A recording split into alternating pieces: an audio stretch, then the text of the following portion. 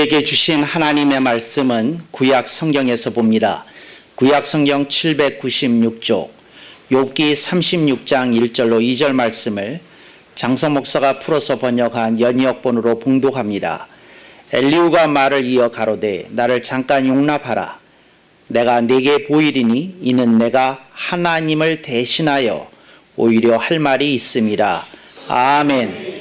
오늘 우리는 성령님 아래 성경 위에 하나님의 말씀을 듣기를 원합니다. 오늘 여러분들이 주목하실 설교 제목은 하나님을 대신하여 말하기입니다. 하나님을 대신하여 이렇게 번역한 대목을 개역 성경에서는 하나님을 위하여 이렇게 번역했습니다. 이게 영어로 이렇게 읽으시면 여러분들의 뜻이 더 분명한데 하나님을 위하여 이렇게 되면 영어로는 for God 이렇게 되겠습니다. 그런데 이것이 하나님을 대신하여 이렇게 되면 God's behalf 이렇게 달라집니다. 그런데 하나님을 대신한다는 말과 하나님을 위한다 하는 말에 깊은 뉘앙스의 차이가 있습니다. 하나님을 대신한다 하는 말은 법정 용어입니다. 예를 들자면 의뢰를 받은 변호사가 법정에서 자기의 의뢰인을 변호할 때에 그는 의뢰인을 대신하여 말하는 것입니다. 이걸 여러분들이 기억하고 오늘 본문 말씀에 미묘한 번역상의 뉘앙스를 가슴에 새기실 수 있기를 바랍니다. 제가 오래전에 그 욥기를 읽으면서 큰 감동을 받았던 기억이 있습니다. 그리고 제가 간헐적으로 욥기의 여러 본문들을 설교해 오기는 했지만 한 번도 욥기를 제가 강의해 본 일은 없습니다. 그래서 제가 여러 차례 그 사람들로부터 혹은 목회자로부터 욥기를 한번 강의하시면 어떻습니까? 하는 권면을 받았지만 그때마다 제가 망설이고 실행에 옮기지는 못했습니다. 그 이유는 제가 욥기를 강의하게 되면 적어도 500번 이상의 설교를 할 것이라고 이렇게 제 그 설교 노트를 보니까 그렇게 그 계측이 되더라고요. 그래서 500번을 견딜 수 있는 사람이 어디 있겠나 싶어서 실행하지 못했다 하는 것을 말씀을 드립니다. 제가 욥기에 있는 여러 가지 그 대화나 또 특히 그 논쟁을 사랑합니다.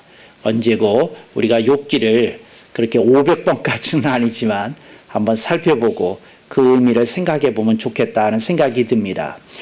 욥기에서 중요한 것은 다양한 논쟁이 나옵니다. 이제 첫 번째는 하나님 앞에서 사탄이 그 욥을 공격하면서 이제 논쟁을 일으킨 것이 나오고요. 그 다음에 욥이 그 고난을 겪게 되었을 때에 그 욥의 그 사랑하는 절친 3명이 찾아옵니다. 엘리바스, 빌닷, 소발 이 친구들이 와서 욥을 훈계하고 또 반은 욥을 비판하고 반은 욥을 책망하면서 그들이 했던 엄중한 논쟁이 있습니다. 그리고는 이제 욥기의 하이라이트라고 할 수 있는 그 네 번째 인물이 등장하게 되는데 세 친구 말고 이렇게 카운트하게 되면 네 번째가 되는데 그것이 오늘 본문에서 등장하는 엘리후입니다. 엘리후는 본문 그 욥기 속에서 하나님의 사람, 그 하나님의 선지자 역할을 하는 사람으로 이렇게 비추어지고 있습니다. 그런데 그 엘리후가 이제 말을 합니다. 말을 하는데 이 하나님의 사랑과 같은 false 그런 어떤 무게감을 갖고 이렇게 얘기를 하는 겁니다. 그래서 이렇게 얘기를 하는데 이렇게 얘기할 수 있는 사람이 몇 명이나 될까 이렇게 의심스러울 정도의 확신에 찬 선언 같은 발언을 합니다. 내가 하나님을 대신하여 오히려 할 말이 있습니다. 이거 아주 하나님의 의뢰를 받았다는 그런 듯이 이렇게 얘기를 합니다. 그래서 제가 그 엘리후가 했던 말들을 곰곰이 이렇게 뒤져보면서 옛날에 그 설교 노트에다가 써뒀던 게 있습니다.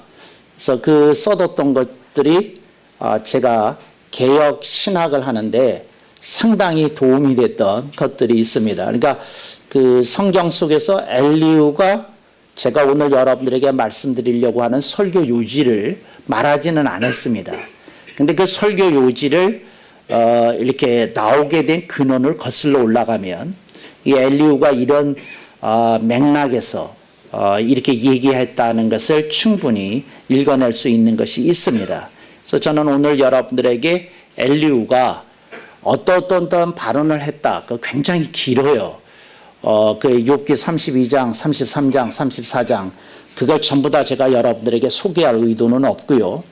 저는 엘리후가 어떤 입장에서 그렇게 자기의 발언을 전개시켰는지 그 얘기를 하면서 여러분들은 그런 그 엘리후와 같은 입장에 서서 신앙생활을 하는 건지 그러지 않으면 여러분들이 그런 정리가 조금 미흡한지 이렇게 살펴보실 수 있기를 바랍니다.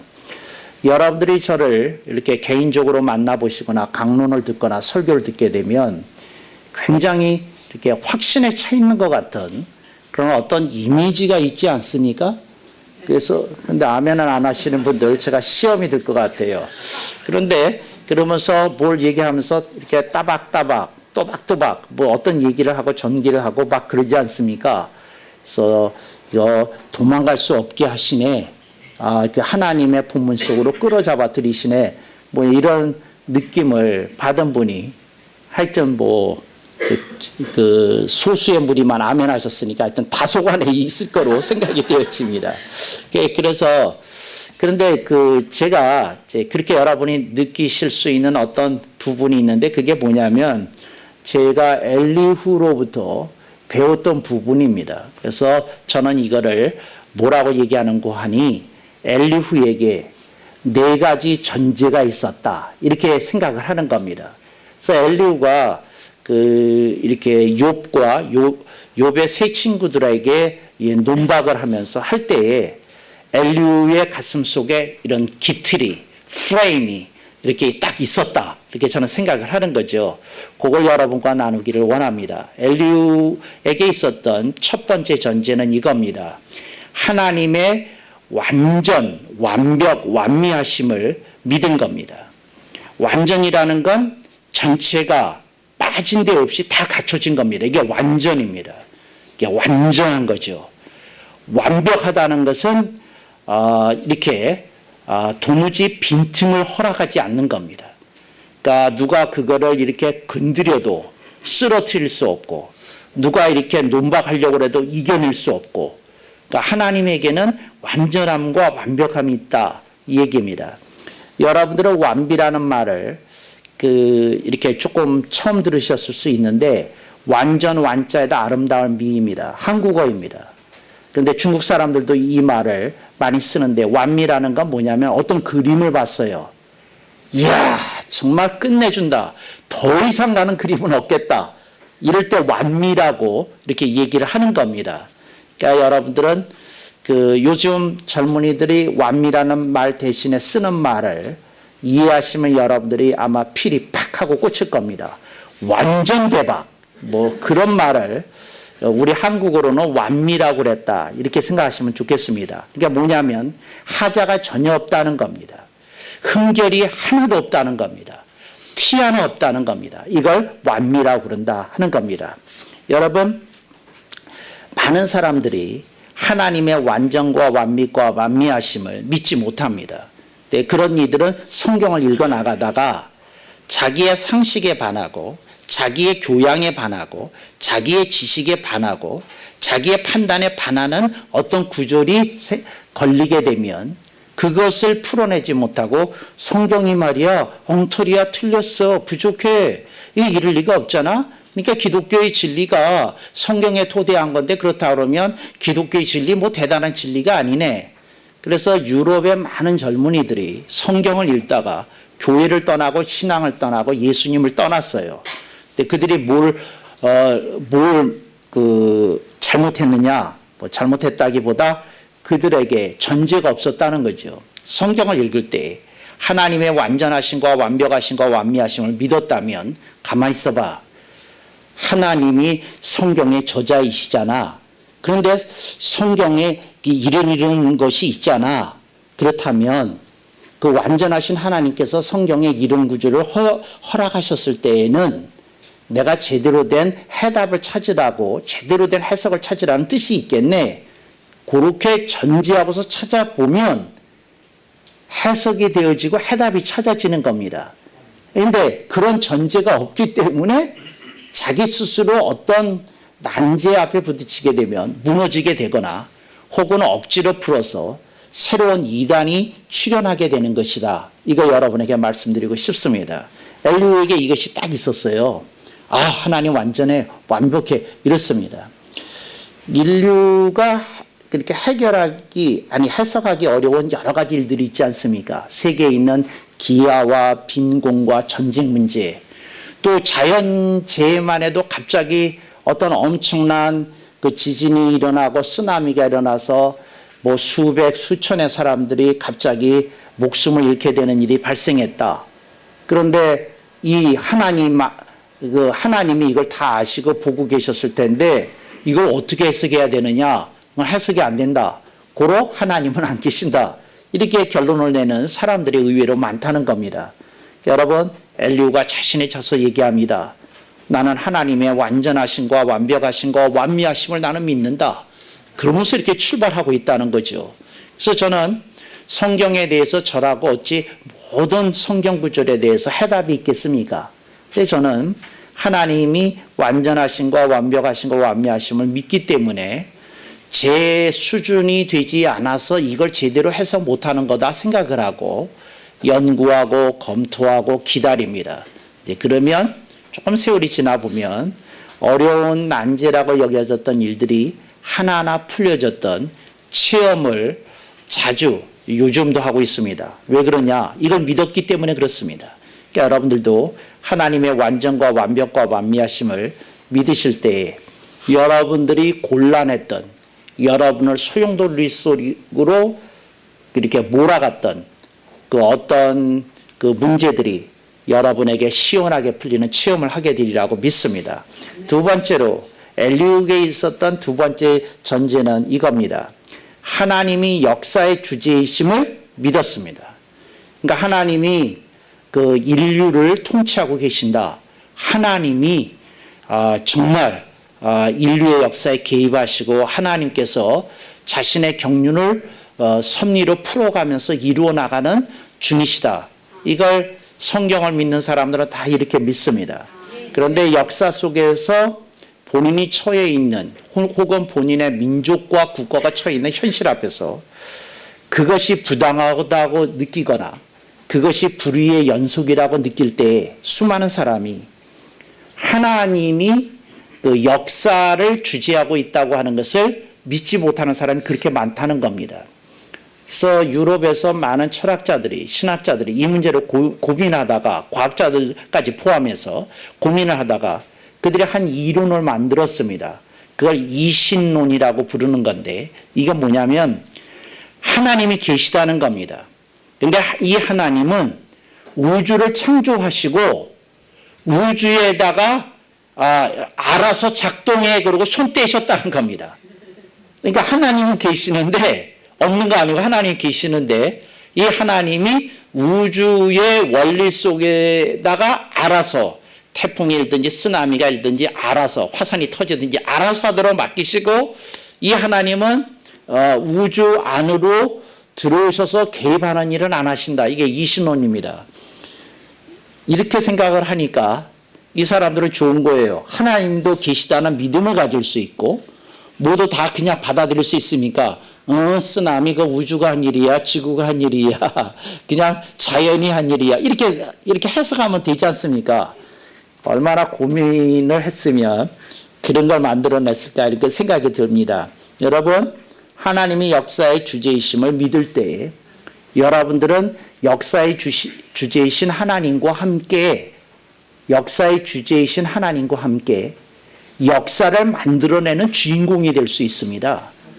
이게 우리나라의 수많은 크리스찬 광복 투사들이 가졌던 신앙입니다.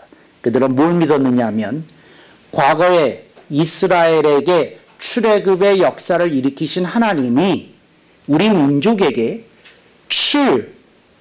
일본 제국이라는 출일제라고 하는 그런 영광스러운 해방을 예비하고 계시고 그날이 꼭 오고야 말 것이라는 걸 그들은 출애굽기를 읽으면서 내내 그 기대하고 소망을 품고 기도하고 투쟁해 왔던 겁니다. 근데 뭘 믿었느냐? 역사의 주제이신 하나님을 믿었다는 거죠. 여러분들이 역사의 주제이신 하나님을 믿게 될 때 여러분들은 역사 속에서 하나님과 함께 걸어가는 아주 그 당당한 그리스도인의 대열에 동참할 수 있다는 겁니다. 근데 많은 이들이 이 세상에 네거티브한 부정적이고 어둡고 그늘진데 너무 마음을 뺏겨서 하나님이 역사의 주제이심을 믿는데 실패하는 사람들이 너무도 많다는 겁니다. 여러분, 오늘 우리들이 이런 신앙을 회복해야 되겠고 이런 신앙을 견지해야 되겠습니다. 하나님이 역사의 주제이시다. 이거 꼭 이렇게 하실 수 있길 바랍니다. 성경이 아주 특이한 책인 것은 천지 창조로부터 시작을 합니다.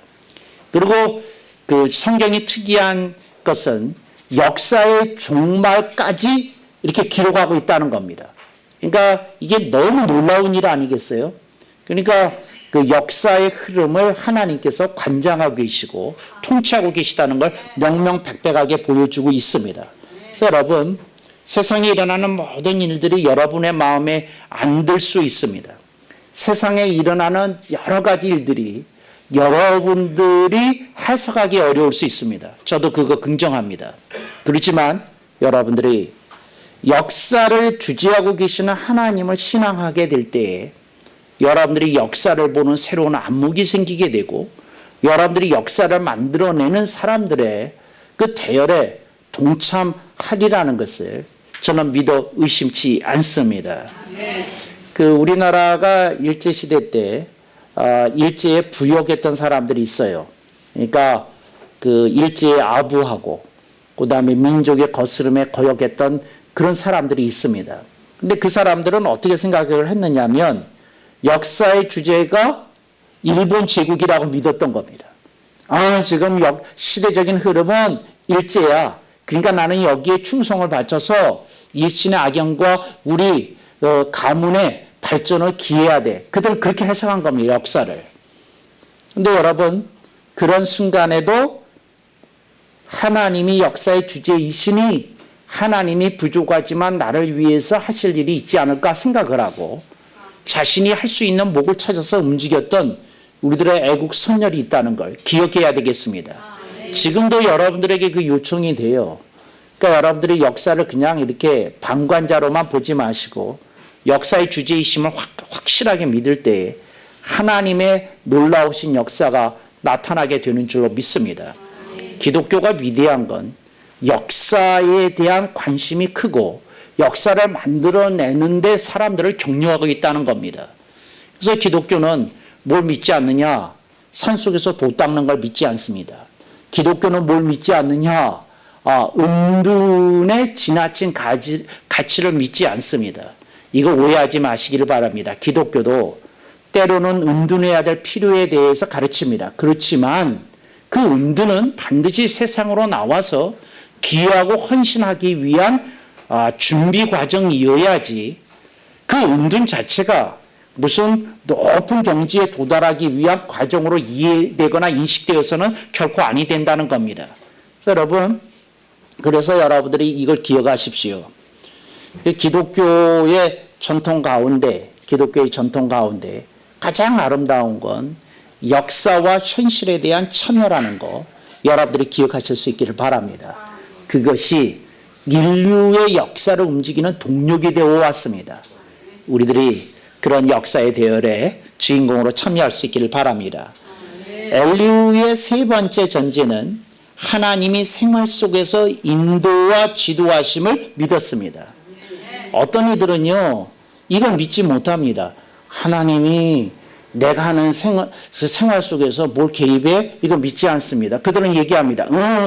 그거는 말이지 과도한 신앙이야. 그건 광신에 가까운 신앙이야. 아니 TV 사는 거 내가 좋아하는 TV 내가 사면 되고 내가 좋아하는 자동차 내가 고르면 되고 또 내가 좋아하는 옷 내가 입으면 되고 내가 좋아하는 음식 먹으면 되지. 뭐 그렇게 만사를 갖다가 하나님께 연관시켜서 생각하는 건 그건 맹신이고 광신이고 그건 오신이고 하여튼 그거는 정당한 신앙이 아니야. 이렇게 얘기합니다.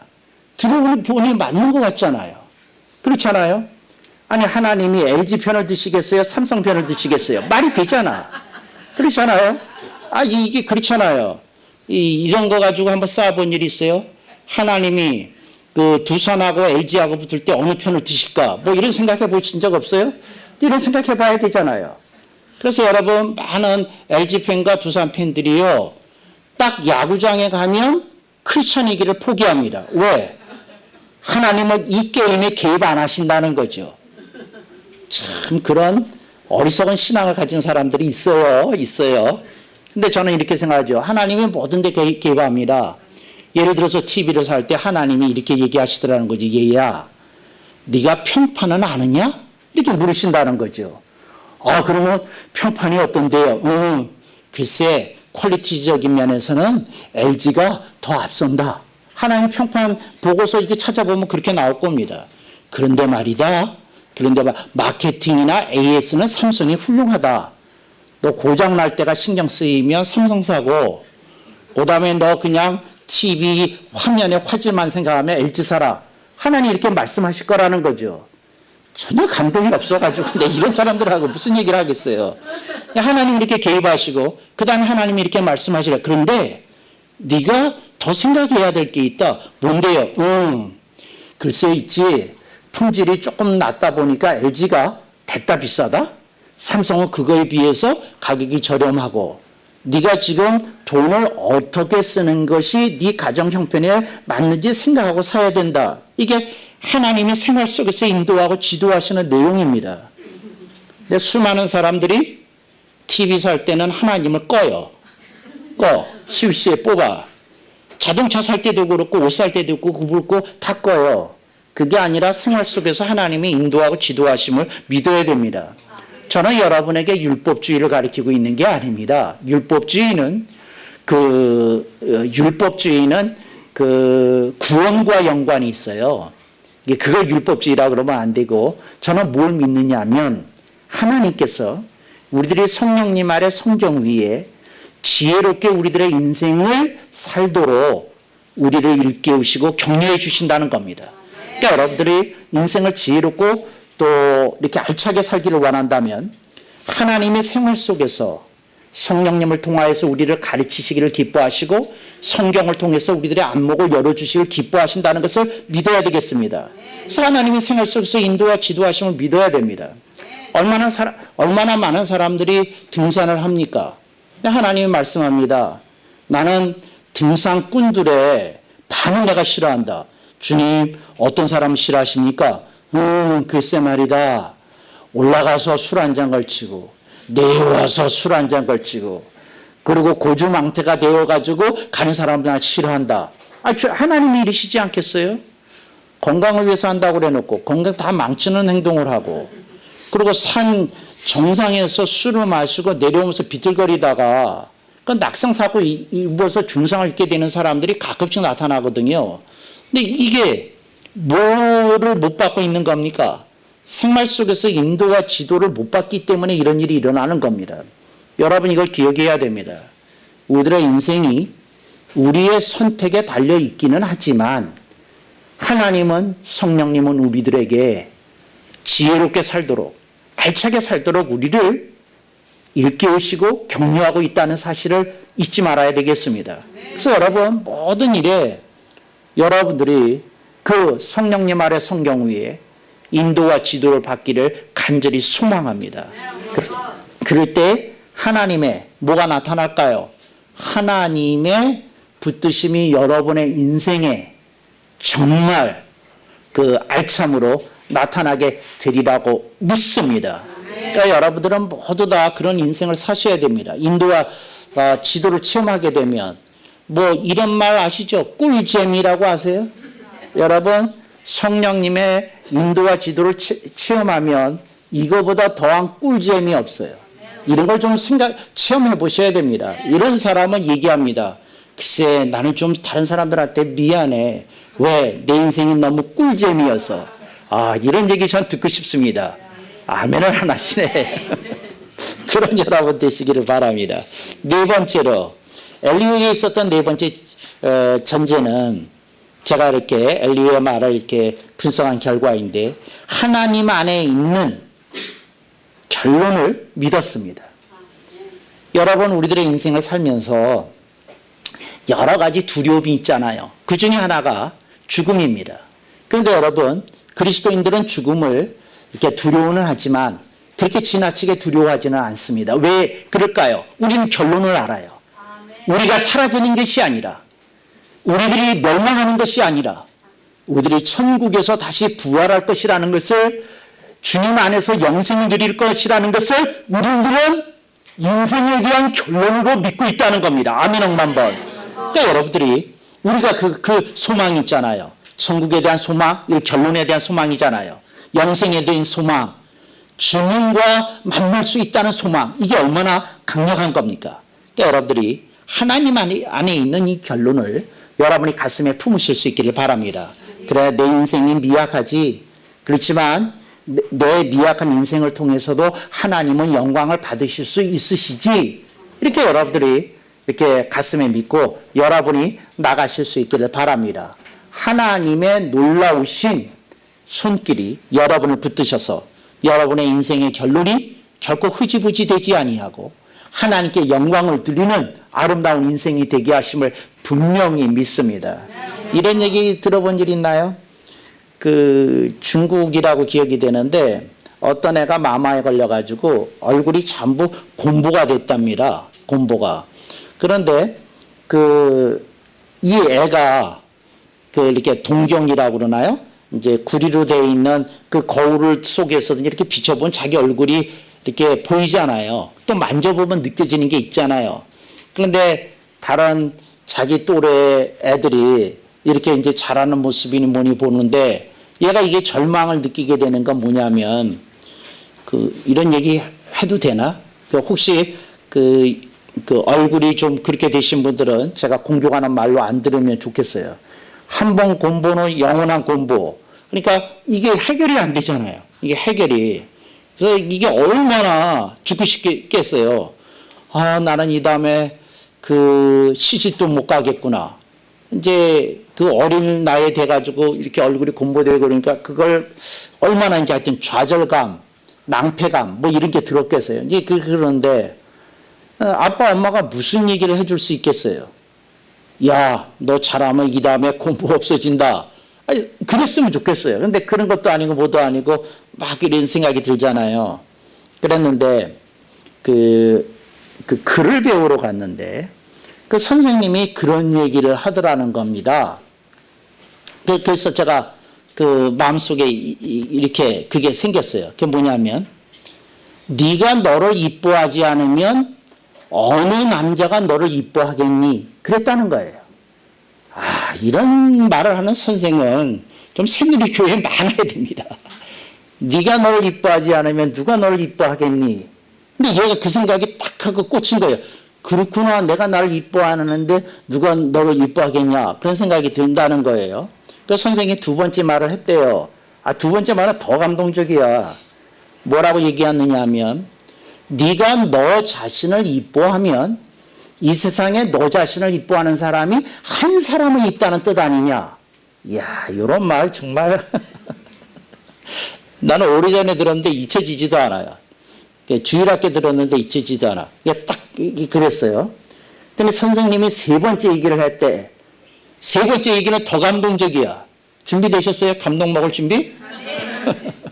선생님이 뭐라 그러냐면 이 세상에 너를 이뻐하는 사람이 한 사람이 있다는 뜻은 너 말고도 너를 이뻐해 줄 수 있는 사람이 이 많은 사람 중에 한 사람은 더 있지 않겠니? 이렇게 얘기했다는 거예요.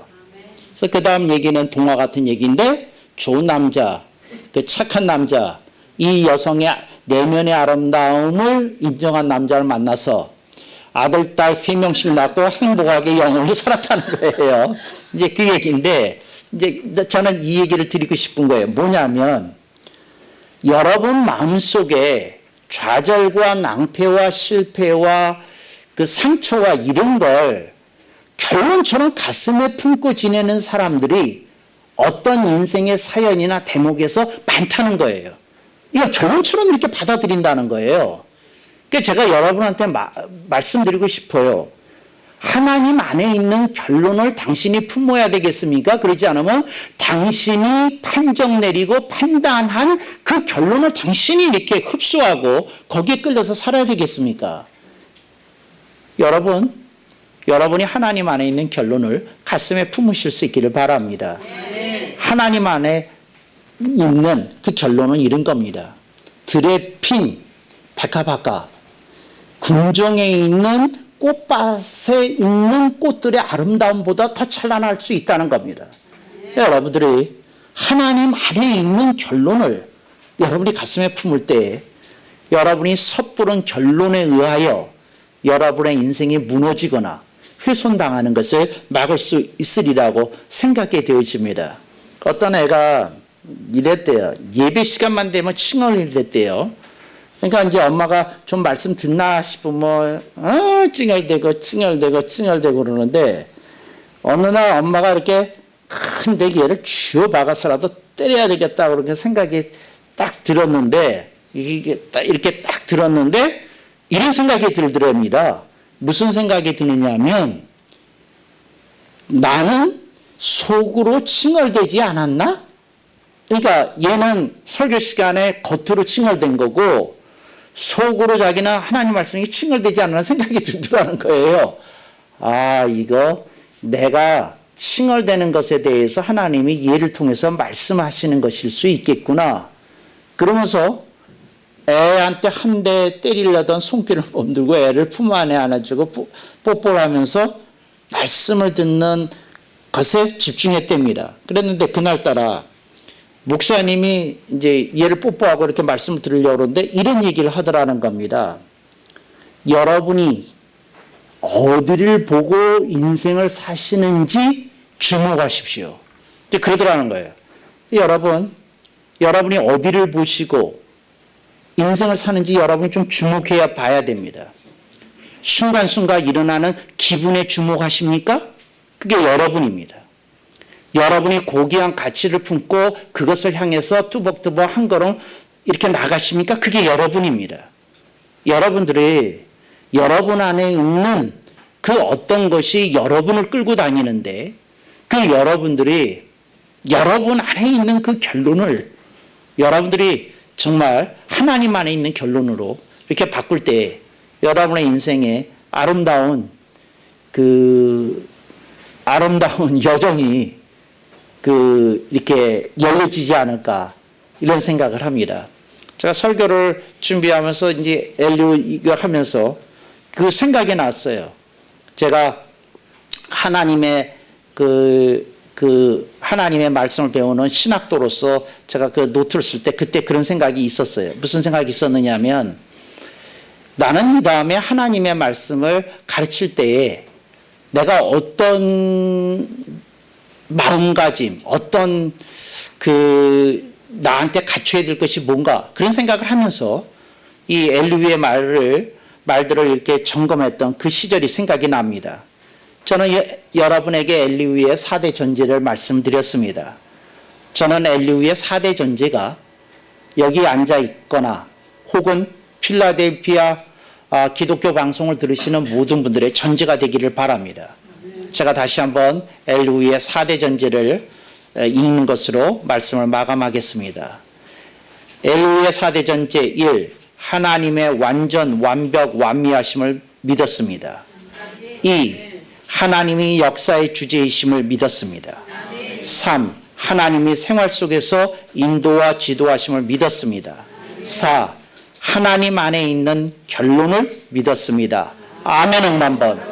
그런 여러분 되시기를 다시 한 번 더 축원합니다. 아멘 억만 번.